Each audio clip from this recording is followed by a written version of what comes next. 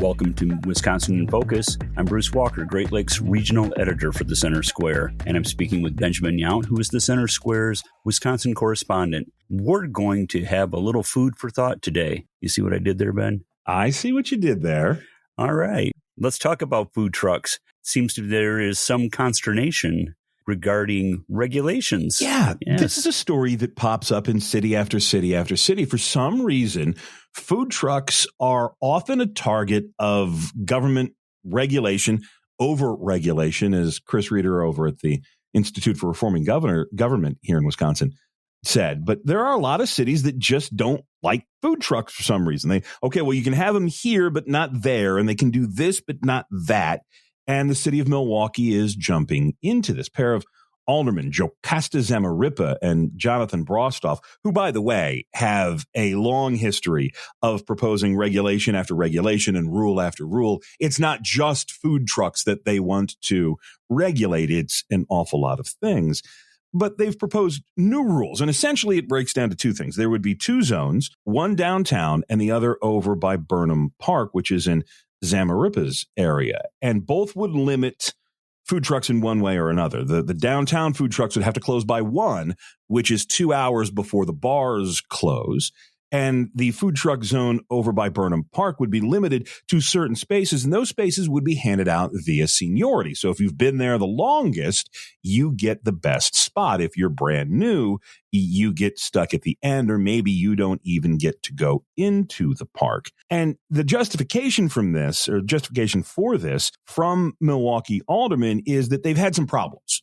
Crowds get too big. Downtown, you have some trash and you have some people who spilled some grease on the street from their food truck. Really what it is you have in the summer some time to time unruly crowds, particularly of young people who go to the bars, drink way too much, and then when they're done and the bars close, they hit up the food trucks to get something to soak up the alcohol.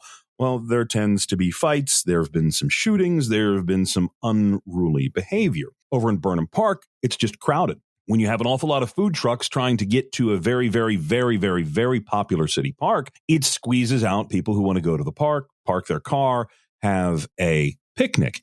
So these regulations have been proposed, and as we put it in the headline, free marketers are not very happy with this. They say the same thing that you hear almost all the time, which is this is heavy-handed, this is over-regulating, and this is a barrier to entry for people who want to get in and maybe start a small business. And Milwaukee already has enough problems getting small businesses to begin. Okay, well, I can understand both sides of that equation. But according to the story that you wrote on this, some of those regulations, I mean, you need a license for this, a license for that, and a license for everything else for directions that your food truck faces, as well as the air above and the ground below. Yeah, Chris Reeder, who's with the Institute for Reforming Government, pointed out that, first of all, you already are licensed and inspected. And anybody who's ever been to a food truck sees all of the paperwork that's taped to the door. Anybody who's ever worked in restaurants knows that you have a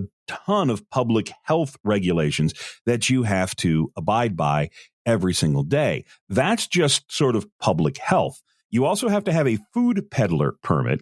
He said if you sell ice cream, you have to have a ice cream permit as well. If you're selling anything besides food, like hats or shirts or stickers, you need a license for that, both from the city and from the state. And then you need a nighttime operation permit from the city of Milwaukee as well. So that's 5, 6 different permits. This would stack a few more on top, as well as a few more regulations. And this is the question. And it's not just the free marketers who've asked this. There are some folks in Milwaukee who say, if you want to control the crowds along the strip of bars, do that.